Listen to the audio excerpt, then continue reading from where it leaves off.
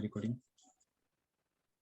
चलिए, हमने अपनी क्लास स्टार्ट करी है इंग्लिश कम्युनिकेशन स्किल्स की रिवीजन के लिए। हमने बेस्ट कोशिश करी है कि हम इसमें शॉर्ट समराइज में जितनी समरी में हम इसको रिवाइज कर सकते हैं उसमें हम इसको करेंगे, ठीक है। और इसके साथ हमने, अगर आप में से कोई स्टूडेंट हिंदी के हैं उसके भी हम एक रिवीजन क्लास कर लेंगे।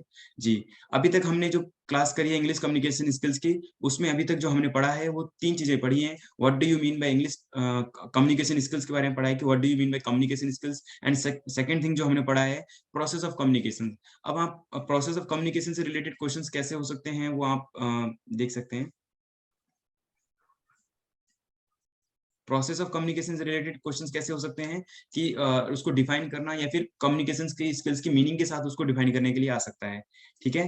तो थर्ड क्वेश्चन था हमारे कि बैरियर टू कम्युनिकेशंस। तो बैरियर टू कम्युनिकेशंस को अभी जैसे सारा जी ने एक्सप्लेन किया और फिर बाकी और भी स्टूडेंट ने बताया उसको, ठीक है। तो बाकी मैंने बैरियर टू कम्युनिकेशन में काफी सारे बैरियर बता दिए आपको, प्रोसेस ये चीज बता दी, और भी चीज एक्सप्लेन कर देता हूँ और आपको और चाहिए तो वो भी बता देते हैं। परसेप्शन बैरियर्स भी होता है। परसेप्शन बैरियर होता है कि मेरा परसेप्शन ऐसा है कि किसी पर्टिकुलर पर्सन के लिए, जैसे गुलबहार जी के लिए कि हाँ वो अच्छा फीडबैक करती हैं, अच्छा मतलब एक्सप्लेन करती है, एक परसेप्शन बन रखा है, तो ये एक तरीके का बैरियर है, ठीक है। हाँ, या फिर मैं मान के चल रहा हूँ कि फराजी अच्छे से बात समझेंगी या मेरी बात को समझती होंगी बट वो नहीं समझ रही हैं। इट मीन्स कि एक हमारा परसेप्शन है कि उन्होंने समझ लिया होगा मेरी बात, मैंने उनको कुछ बात बोली उन्होंने समझ, बट उन्होंने नहीं समझा, ये एक तरीके का बैरियर होता है। ऐसा परसेप्शन हम मान के नहीं चल सकते। Sometime it happens, I think मेरे जो मैंने जो भी टीच किया है मेरे स्टूडेंट उसको समझ रहे होंगे, बट ऐसा हमेशा सोचना गलत होता है, नॉट ऑलवेज राइट। तो हम ये मान के चलते हैं कि हम जो भी समझा रहे हैं उसको अच्छे से क्रिस्टल क्लियरली समझाएं, दैट्स कि हमारे स्टूडेंट उसको अच्छे से समझ सकें। और आपने ये एटीट्यूड बैरियर, परसेप्शन बैरियर, ठीक है, और ये हो जाएगा फिजियोलॉजिकल बैरियर्स। तो ये कुछ और भी सर्टेन बैरियर्स मैंने यहाँ पे एक्सप्लेन किए थे, कल्चरल बैरियर्स के बारे में और फिर फिजिकल बैरियर्स के बारे में, और हमने psychological barrier, emotional emotional barriers. तो ये सारे पॉइंट हैं, आप अगर इन पॉइंट को मेंशन करते हुए अपने आंसर को लिखोगे देन इट विल बी बहुत ओके हो जाएगा आपका आंसर, ठीक है। लिंग्विस्टिक बैरियर तो पहले नंबर पे तो आ जाएगा linguistic barrier. If you don't share the same language, if you don't communicate with in the language, आप अगर बात नहीं करोगे, अगर मान लो फॉर एग्जांपल देयर आर यहाँ पे नंबर ऑफ स्टूडेंट अगर इंग्लिश के ज्यादा होंगे तो हमें उस लैंग्वेज बात करनी होगी, अगर यहाँ पे हिंदी के मीडियम के स्टूडेंट्स होंगे तो हमें उसमें हिंदी मीडियम में बात करनी होगी, राइट।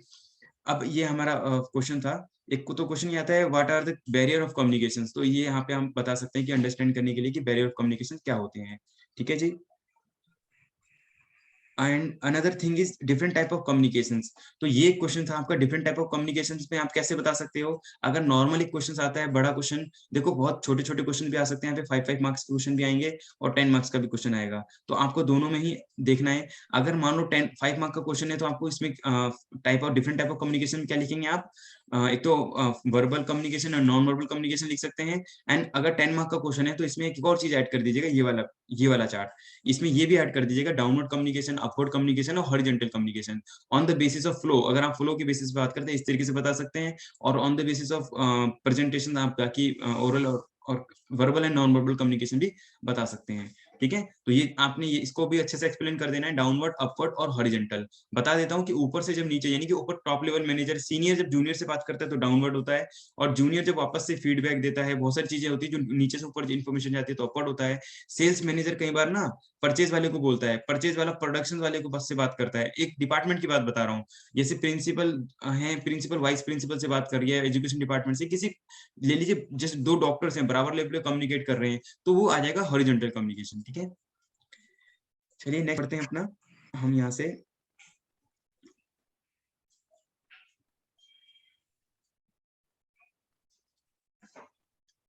जी, हमारा थर्ड जो क्वेश्चन है वो है रिटन एंड ओरल कम्युनिकेशंस। तो वही है आपका डिफरेंट टाइप ऑफ कम्युनिकेशन में, रिटन कम्युनिकेशंस के बारे में बताना था और फिर ओरल कम्युनिकेशंस के बारे में बताना था, ठीक है। तो एक तो फॉर्मल एंड इनफॉर्मल कम्युनिकेशन के बारे में आ गए, तो सॉरी यहाँ पे आपने क्या करना है, रिटन कम्युनिकेशन और ओरल कम्युनिकेशन, इसमें क्या डिफरेंस होता है। सर रिटन कम्युनिकेशन में हम सामने वाले से लिखकर बात करते हैं और ओरल में हम बोलकर बात करते हैं। जी बिल्कुल ठीक कहा आपने, ठीक है। तो ओरल में हम वर्ड्स का यूज करते हैं, ठीक है, मतलब माउथ से यूज करते हैं, ठीक है, और रिटन में हम लिख करके यूज करते हैं। तो दोनों में ही हमने डिफरेंस भी किए थे, शायद रिटन थोड़ा सा स्लो होता है, ओरल थोड़ा सा फास्ट होता है, लेकिन यहाँ पे verbal and non verbal communication नहीं है, ध्यान दीजिएगा, ठीक है। That the different thing verbal and non verbal communications.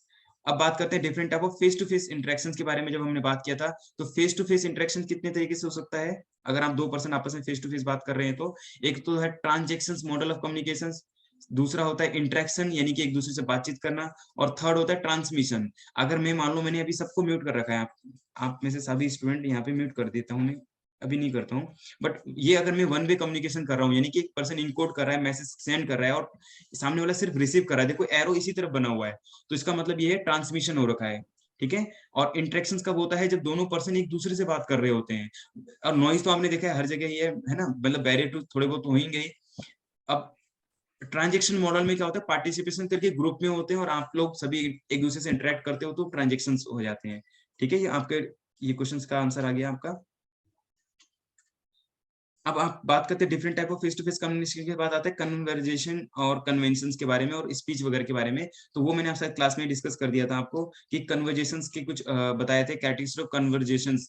Formality होती है कुछ, जैसे हाय हेलो है ना, बात करते हैं हम, शायद मैंने स्टार्ट भी करके बताया था कि हेलो हाय से स्टार्ट करते हैं नॉर्मल, जनरली किसी को भी हम करते हैं तो टर्न टेकिंग करते हैं, है ना, एक दूसरे से अपनी बात रखने के बाद हम दूसरे पर्सन को भी हम बात रखने का मौका पूरा देते हैं।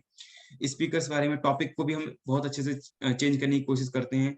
टॉक टाइम, एक दूसरे के साथ टाइम शेयर स्पेंड करना, और ये स्प्रिट स्क्रिप्टेडनेस, ठीक है। और डैमेज कंट्रोल, और भी 2-3 आपके बुक में लिखा था वो डैमेज कंट्रोल करना, यानी कि कहीं पे अगर एक दूसरे के साथ हर्ट कर देते हैं सामने वाले पर्सन, या फिर कोई मैसेज कोई मैंने अभी मैसेज कोई गलत बोल दिया था, जैसे अभी मैंने अभी थोड़ी देर पहले जस्ट बोला कि BHDAE की क्लास अभी 10 मिनट बाद होगी, BHDAE 182 की क्लास 10 मिनट बाद होगी। अब मेरे को इसको तुरंत करेक्ट करना है, तो फिर उसमें थोड़ा सा पोलाइट वे में मैं आई correct you please, BHDAE Hindi भाषा संप्रेषण की क्लास 10 नहीं 15 मिनट बाद होगी। तो उसको करेक्ट करने का भी एक तरीका होता है। तो इस तरीके से जब 2 पर्सन कन्वर्जेशन करते हैं तो उसमें ये सारी चीजें हम इन्वॉल्व करते हैं।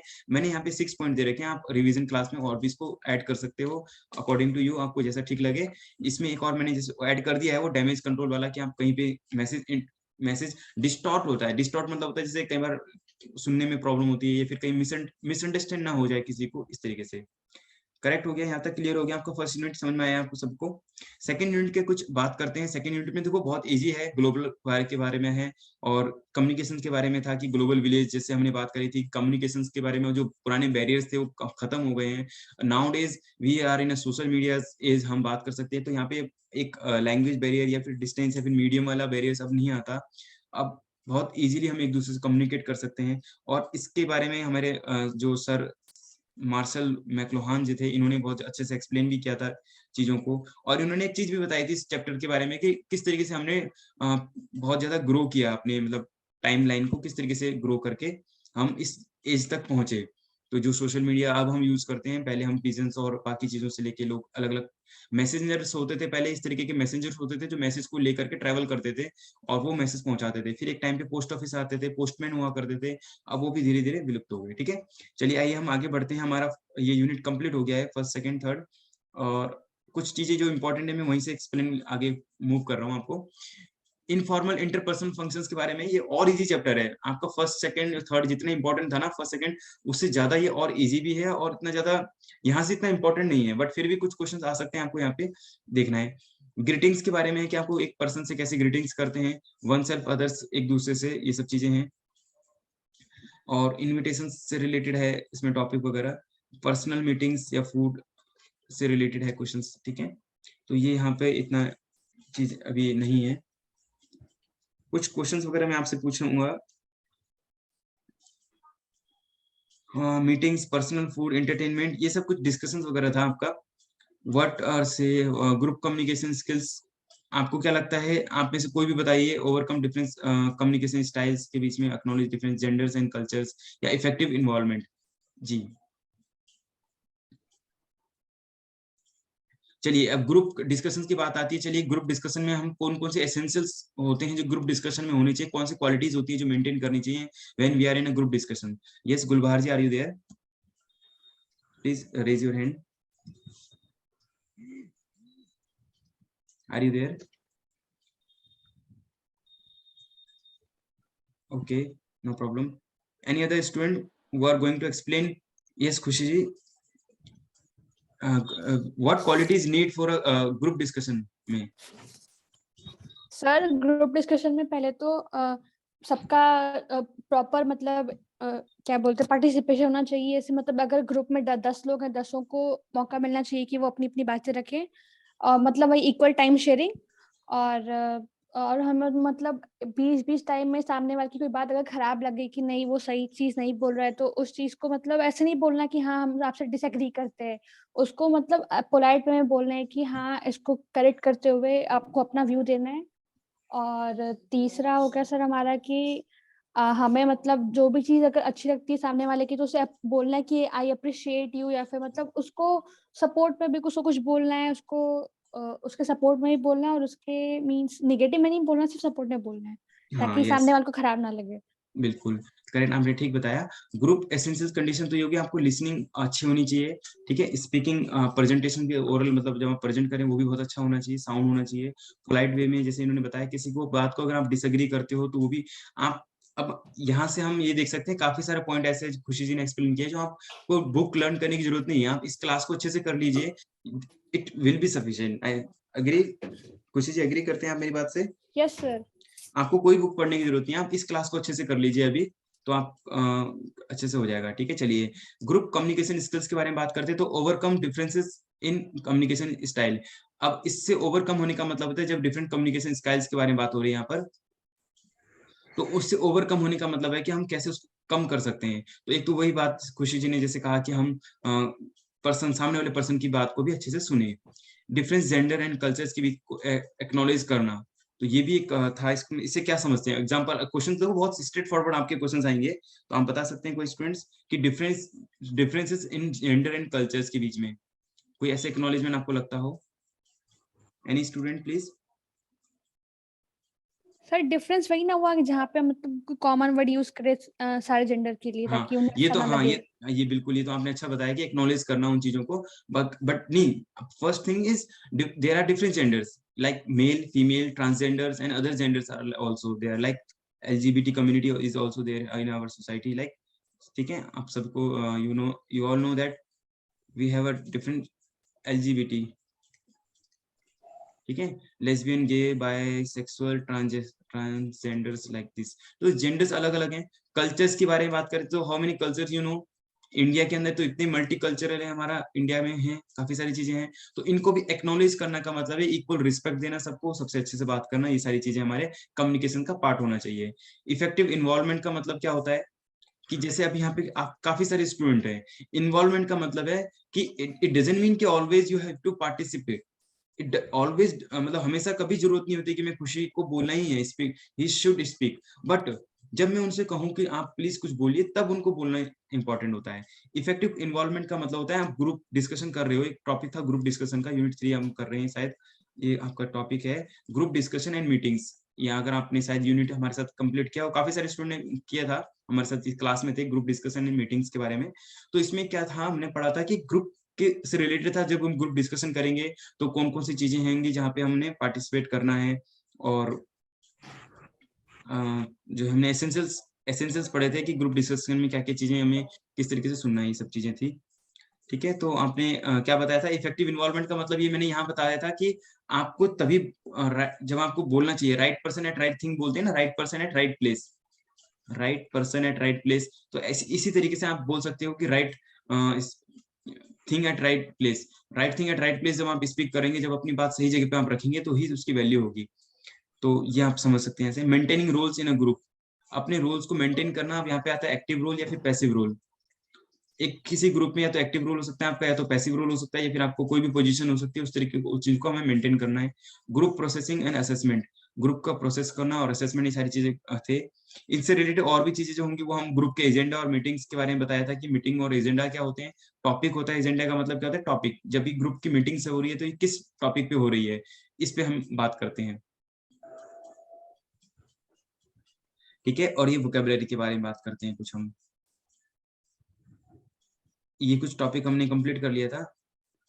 अच्छा, सेकंड देखो, सेकंड यूनिट मैंने स्किप कर दिया था क्या अभी? चलिए, इसमें था बहुत सिंपल था, बेसिक इंक्वायरीज से रिलेटेड था, मेकिंग इंक्वायरीज, आस्किंग क्वेश्चंस वगैरह से रिलेटेड था, तो इसको शायद इसलिए मैंने स्किप कर दिया होगा। इसमें पर्सनल एटिक्यूट्स के इंक्वायरीज के बारे में बात आ रही थी, कॉन्डेंसेंस होता है जब हम बात करते हैं तो, है ना, डिनर टॉक्स के बारे में इंक्वायरी से, इससे रिलेटेड। बट यहाँ से इतना क्वेश्चन नहीं आएगा, कुछ एक्स्ट्रा क्वेश्चन आ सकते हैं, फॉर एग्जाम्पल ग्रामर के कुछ क्वेश्चन आ सकते हैं, सिंपल, वेरी सिंपल, कोई बड़ा पैसेज आ सकता है, अनसीन पैसेज, उससे रिलेटेड क्वेश्चन आ सकते हैं, आपकी वोकेबुलरी टेस्ट की जा सकती है कि आप कितने वर्ड जानते हैं, ये सब चीजें। प्रेजेंटेशंस में बात करते हैं, चलिए आइए प्रेजेंटेशंस की थोड़ी सी देख लेते हैं। प्रेजेंटेशन स्किल्स में हम बात करेंगे तो आएगा आपका सबसे पहले तो आएगा कि प्रेजेंटेशन क्या होता है, what do you mean by presentations. तो आपका यही क्वेश्चन बनता है, आधा, इसका आधा पार्ट जो है ना प्रेजेंटेशन से आप क्या समझते हैं, उसके बारे में आएंगे। फिर एसेंशियल प्रॉपर्टीज, कौन कौन सी एसेंशियल क्वालिटीज कौन सी होनी चाहिए जो एक प्रेजेंटेशन में होनी चाहिए। Yes, any students, what are those qualities you should possess when you are going to present, बताएं खुशी जी। सर आपने जो जो प्रेजेंटेशन दे रहा है उसने प्रेजेंटेशन को इस तरह से बनाया हो कि वो जो सामने वाले हैं उन सबको समझ में आए, और जो प्रेजेंटेशन दे रहा है वो उसे अच्छे से एक्सप्लेन कर सके। यस,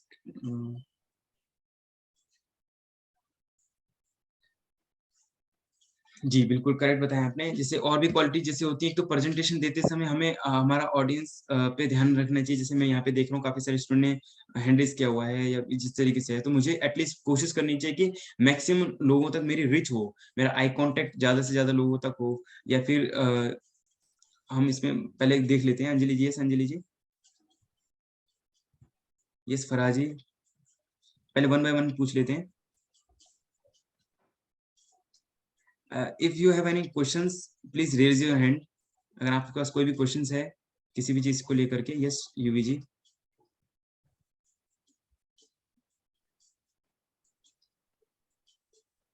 हाँ जी Yuvi Chauhan ji, please unmute yourself, you have to unmute from your side.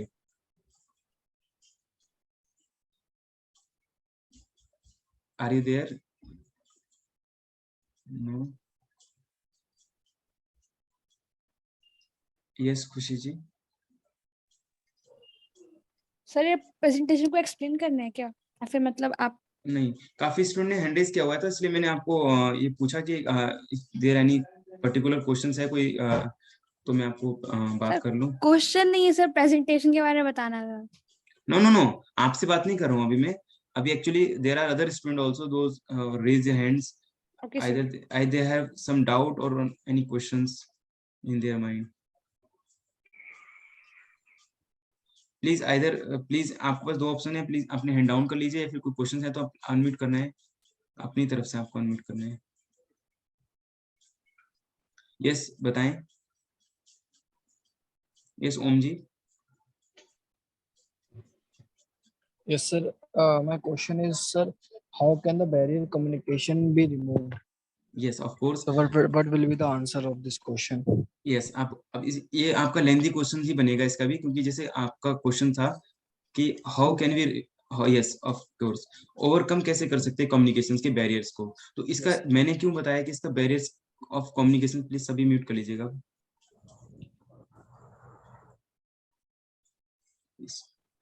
हाँ जी,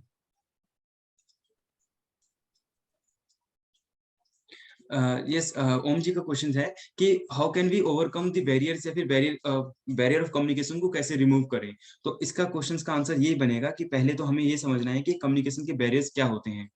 आप में से यानी किसी भी स्टूडेंट को अगर याद होगा कि हमने जब बैरियर कम्युनिकेशन बताए थे, process type of communication, barrier of communication, yes यहाँ पर है आपका बैरियर ऑफ कम्युनिकेशन। तो कौन कौन से कम्युनिकेशन बताए थे, लैंग्वेज से रिलेटेड बताए थे पहला, तो लैंग्वेज से रिलेटेड प्रॉब्लम है। तो अगर आपके पास पहला बैरियर क्या था, ये देखिए यहाँ पे देखिए, ये बैरियर टू कम्युनिकेशन। तो पहला बैरियर हमने क्या बताया था, यहाँ पे लिख सकते हैं, बताएं वन बाय वन बैरियर लिख सकते हैं,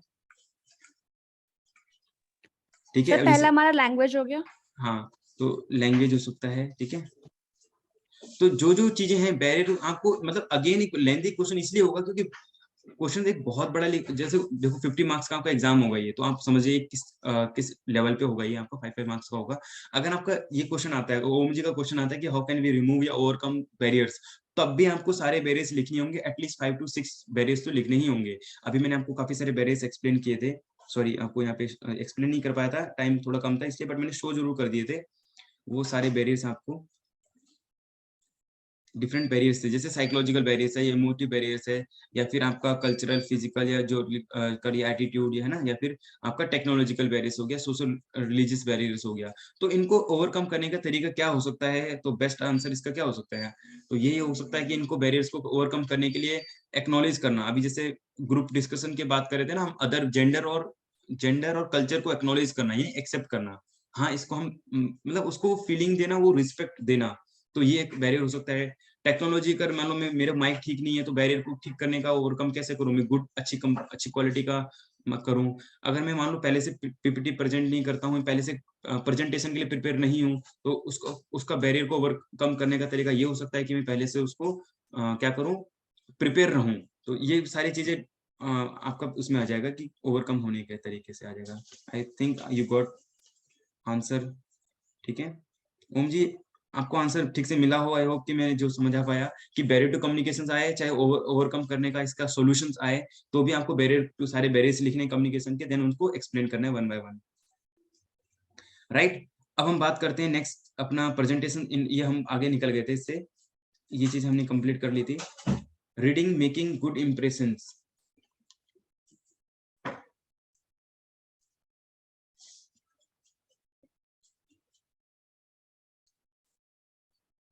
जी, यहाँ से हमने इसको कंप्लीट कर लिया था।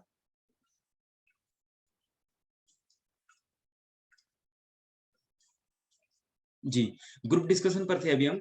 ग्रुप डिस्कशन से रिलेटेड हमने 3-4 चीजें अभी जैसे उन्होंने बताया खुशी जी ने, कि कुछ क्वालिटीज होती हैं जो आपको मेंटेन करनी होती हैं ग्रुप डिस्कशन करते समय, और एसेंशियल्स ग्रुप डिस्कशंस के बीच में होना चाहिए। व्हाट टू से, हाउ टू से इट, तो ये भी एक इंपॉर्टेंट पॉइंट है आपका। ग्रुप कम्युनिकेशन स्किल्स के बारे में आया था। Overcome differences in communication style को कैसे ओवरकम करना है। एक्नॉलेज करना डिफरेंसेस इन जेंडर और कल्चर्स के बीच में। We know that there are many differences in genders के बीच में, जैसे मेल्स और फीमेल्स के बीच में काफी सारे डिफरेंसेस है, ठीक है। दोनों के स्किल्स को लेके अलग है, दोनों के अंदर पावर है अलग है, स्ट्रॉन्गनेस अलग है ना, कोई सेंसिटिव ज्यादा है, कोई इमोशनल ज्यादा है, कोई नहीं है। कल्चर अलग है, बट उनको भी ग्रुप में, क्योंकि हम ग्रुप में होते तो we are belong, we actually in a group, और वो हम सेपरेट, हम इंडिविजुअली हम हैं तो एक ग्रुप में, बट इंडिविजुअली भी हम डिफरेंट ग्रुप से हो सकते हैं, डिफरेंट कम्युनिटी से हो सकते हैं, डिफरेंट जेंडर से हो सकते हैं, या फिर डिफरेंट कल्चर से हो सकते हैं। उन चीजों को हमें एक्सेप्ट करना।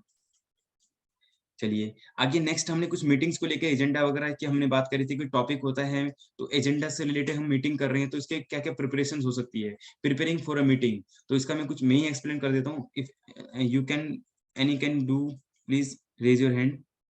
Yes Gulbahar ji, can you explain preparing for a meeting. जैसे फॉर एग्जांपल एक मीटिंग थी, इसके लिए मैंने प्रिपरेशंस करी होगी, तो क्या क्या प्रिपेयरिंग कर सकते हैं इसके लिए। Yes Gulbahar ji please, are you there.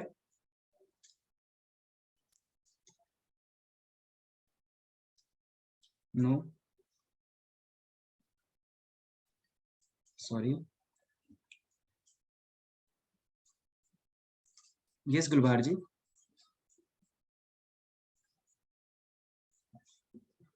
Okay, sorry, it's okay. Anyway, चलिए हम बात करते हैं मीटिंग की प्रिपेयरिंग को रिलेटेड। तो आपको आप ये क्वेश्चन आ सकता है कि क्या क्या प्रिपरेशंस करनी है, तो 4 से 5 आप पॉइंट देखो। आप, मैं अभी जो क्लास करवा रहा हूँ पॉइंट टू पॉइंट करवाने की इसलिए कोशिश कर रहा हूँ ताकि आपको ये याद रहे, एग्जाम तक जरूर याद रहे, एग्जाम हॉल तक जाए, और फिर आप एक्सप्लेनेशन करने में तो आप एक्सपर्ट हैं ही। पॉइंट टू पॉइंट लिखना है कि मीटिंग के लिए प्रिपरेशन करने के लिए, तो पहले तो टॉपिक एजेंडा को ही लिख दीजिए कि मीटिंग का एजेंडा क्या होना चाहिए, इसके लिए प्रिपेयर करना। मीटिंग का टाइम और शेड्यूल जो होता है ना, शेड्यूल, प्लेस, मीटिंग का वेन्यू वगैरह, या फिर उससे टॉपिक करना है। फिर हमें दूसरा है कि टाइम से सम अप हो जाए, टाइम से मीटिंग स्टार्ट हो, टाइम से मीटिंग एंड हो जाए। ये सब चीजें बेसिक डिसिप्लिन वगैरह से रिलेटेड, ये सब 4-5 पॉइंट ऐसे लिख दीजिएगा, और वहीं से हमारी आपकी मीटिंग के सारे पॉइंट कवर हो जाएंगे, ठीक है। नेक्स्ट हम टॉपिक पे बात करते हैं प्रेजेंटेशन स्किल्स के बारे में। तो प्रेजेंटेशन स्किल्स की क्या होती है, अभी जैसे खुशी जी ने बताया कि प्रेजेंटेशन क्या करते हैं हम अपनी किसी भी प्रोफाइल को, किसी डेमो को, या फिर किसी चीज का इंस्ट्रक्शन, या किसी चीज के नॉलेज के लिए, टीचिंग के लिए हम क्या करते हैं, प्रेजेंट करते हैं। तो उसकी क्या क्या प्रेजेंटेशन स्किल्स हो सकती है। अभी हमारा जो सब्जेक्ट है, सब्जेक्ट का टॉपिक ही यही है कि इंग्लिश कम्युनिकेशन स्किल्स, ठीक है। तो उसमें आपका प्रेजेंटेशन स्किल्स को भी बहुत ज्यादा ऑब्जर्वेशंस करने के चांसेस हो सकते हैं। तो यहाँ पे प्रेजेंटेशन स्किल्स में आता है काफी सारी क्वालिटीज हम डिस्कस क्लास में कर रखी थी। एक तो गुड क्वालिटी आती है, अगर इसका भी मैं पॉइंट टू पॉइंट एक्सप्लेन करना चाहता हूँ। मेरा आज का क्लास का भी जैसे अभी मीटिंग का था, यही था कि मैं पॉइंट टू पॉइंट कुछ ऐसे पॉइंट बता दूं हर टॉपिक में कि आपको याद रहे। तो यहाँ पे भी आएगा, एक तो कॉन्फिडेंस होना चाहिए, जब भी आप कोई कॉन्फिडेंस होना चाहिए, है ना, और अधेयरनेस होनी चाहिए। ये अधेयरनेस डिफिकल्ट वर्ड हो जाएगा। स्ट्रिक्टनेस लिख सकते हो कि आप, या फिर टू द पॉइंट लिख सकते हो, ठीक है। अपनी इजी लैंग्वेज जितना हो, टू द पॉइंट मतलब कि अपने प्रेजेंटेशन को टू द पॉइंट रखो, ज्यादा एक्सप्लेन मत करो, मतलब बहुत ज्यादा एक्सप्लेन मत करो, है ना। ऑडियंस पर फुल फोकस करो। और आपका चौथा हो सकता है प्रेजेंटेशन स्किल्स में कि कम्युनिकेशन, आपकी जो वोकेबलरी है, अपने वर्बल को जो भी आप वर्ड बोल रहे हो ना, वो बहुत अच्छे से प्रेजेंट करो, ठीक है। मतलब अंडरस्टैंड हो और कॉमन, बाकी मैं और मुश्किल वर्ड भी यूज कर सकता हूँ इसमें कि वोकेबलरी अच्छी होनी चाहिए, तो जनरल लैंग्वेज ऑडियंस हो, होमोफोन्स या कुछ ऐसे चीजों को अवॉइड करने की, जागर जागर नहीं होते ऐसे जागर वर्ड को, ऐसी चीजों को अवॉइड करो कि पब्लिक आम लोग ना समझ पाए, या क्लासरूम में या फिर किसी बिजनेस में कहीं भी आप प्रेजेंटेशन दे रहे हो अपनी, वहां पे आपका बिल्कुल एक्यूरेट रहे वो। इसमें हम जी विजुअल्स ऐड को यूज कर सकते हो, और भी आ सकता है प्रेजेंटेशन में, मैं पॉइंट ऐड कर रहा हूँ। प्रेजेंटेशन देते समय आप और क्या क्या कर सकते हो, वीडियो ऐड कर सकते हो, ठीक है। वीडियो ऐड कर सकते हो, और क्या कर सकते हो उसमें, विजुअल्स, विजुअल्स वगैरह क्या होते हैं, पाई चार्ट, ग्राफ वगैरह, ये सब चीज ऐड करना। Language association with talking about visuals, तो कौन कौन से लैंग्वेज उसके साथ एसोसिएट हो सकते हैं, right. These are the different things आपको प्रेजेंटेशन करते समय ध्यान होना चाहिए। अब हम बात करते हैं यूनिट थर्ड। हमारे देखो ब्लॉक कितने हैं, इंग्लिश कम्युनिकेशन स्किल में 3 ब्लॉक हैं, 1 2 3। और मेरा टारगेट ही यही था कि मैं with in half an hour में आपको तीनों ब्लॉक की एक समराइज तरीके से करवा सकूं। चलिए एक और चीज हम बात करते हैं, रीडिंग एंड राइटिंग स्किल्स आपका एक यूनिट था, यानी ब्लॉक था आपका पूरा। जो ब्लॉक थर्ड ब्लॉक है वो आपका रीडिंग एंड राइटिंग स्किल्स पे फोकस करता है जी, जिसमें हमने क्या क्या पढ़ा था। रीडिंग स्किल्स में क्या पढ़ा था, रीडिंग करते समय हमें कैसा पढ़ना चाहिए, अगर आपको कोई स्कूल्स वगैरह में रीडिंग, न्यूज़पेपर रीडिंग के लिए दिया गया है, या फॉर एग्जांपल में कोई नोटिस है, मैं खुशी जी को बोलता हूँ, खुशी जी आप अनाउंस कीजिएगा। Yes, are you there Khushi? Yes, आप यहाँ पर हैं?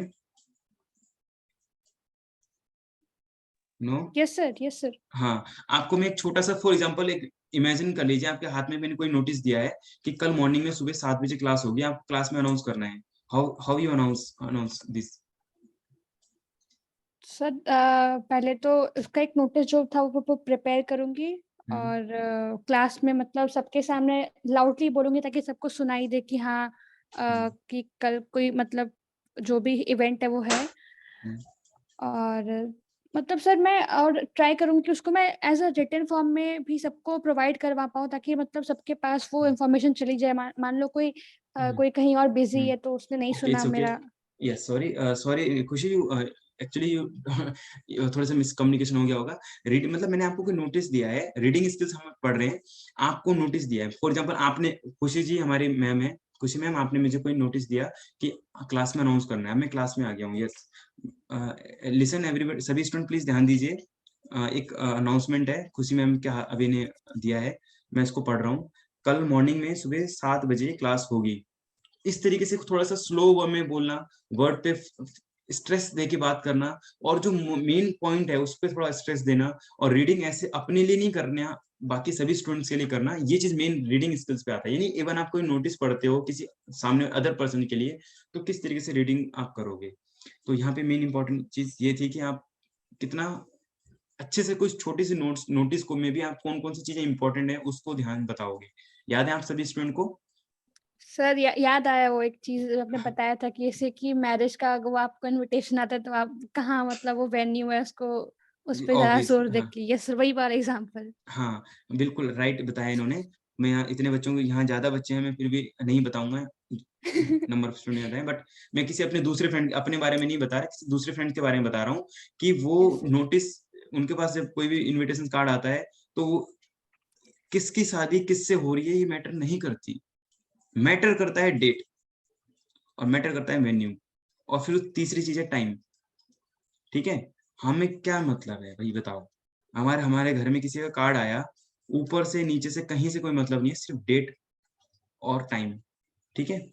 बस इतना, और वेन्यू तो है ही जहाँ पे हम जा रहे हैं, ठीक है भाई, टाइम से पहुंच जाएं, नहीं तो फिर वो फिर बस। तो यहाँ पर हम इतना है कि रीडिंग राइटिंग स्किल से रिलेटेड हम कर रहे थे। तो अगर आप रीडिंग कर रहे हो या राइटिंग कर रहे हो तो उसमें हम क्या-क्या स्किल्स हमारे अंदर होनी चाहिए। अगर आप राइटिंग करते हो, फॉर एग्जांपल मैं यहाँ पे लिखता हूँ।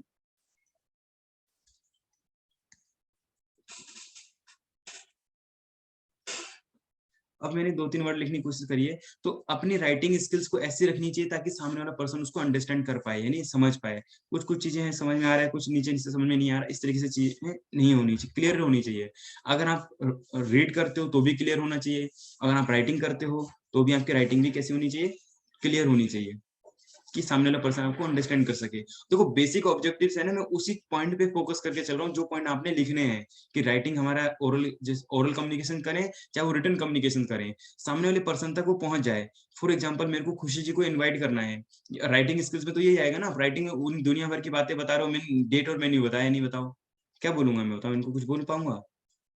आप में से किसी भी स्टूडेंट ने मुझे वेलकम किया कि हाँ सर आप आ जाइए, हमारे साथ घर में पार्टी है ना, लेकिन डेट नहीं बताया, है ना? तो रीडिंग देखो कम्युनिकेशन स्किल में तीनों ही चीज़ आता है आपका, ओरल कम्युनिकेशन, रीडिंग, राइटिंग और वर्बल, नॉन वर्बल कम्युनिकेशन सारी चीज़ें आती हैं। तो हम राइटिंग स्किल्स पर अभी हम फोकस कर रहे थे। चलिए हमने ये सारी चीज़ कर ली थी। अब हम बात करते हैं सोशल टॉक्स वगैरह पे, यूनिट 2 हमारा आता है इसमें सोशल टॉक्स।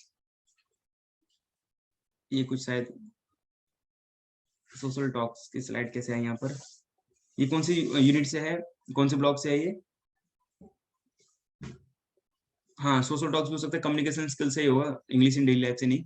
चलिए, सोशल टॉक्स में क्या आता है? रीडिंग शॉर्ट डायलॉग्स के बारे में, licensing, listening, conversation dialogue, vocabulary, describing people and grammar के क्वेश्चंस वगैरह, ये सब चीजें हैं। तो यहाँ पे काफी सारी चीजें हैं। एक बार कोई स्टूडेंट मेरे से बता सकते हैं कि कहाँ से आया होगा ये क्वेश्चंस? एनीवे चलिए कोई बात नहीं।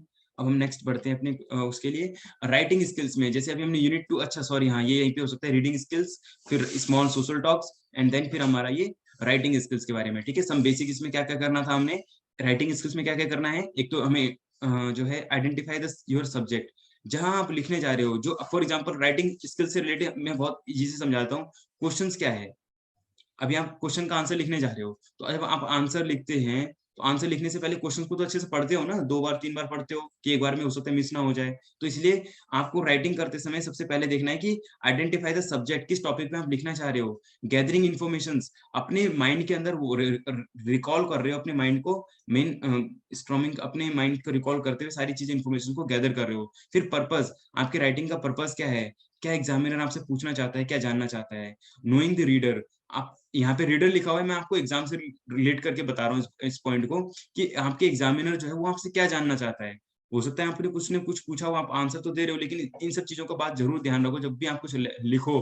तो आपसे क्या क्या चीज ध्यान रखनी है, identify your subject, gather your information, purpose क्या है उस राइटिंग का, और अपने रीडर यानी ऑडियंस आपका क्या चाहता है, ठीक है।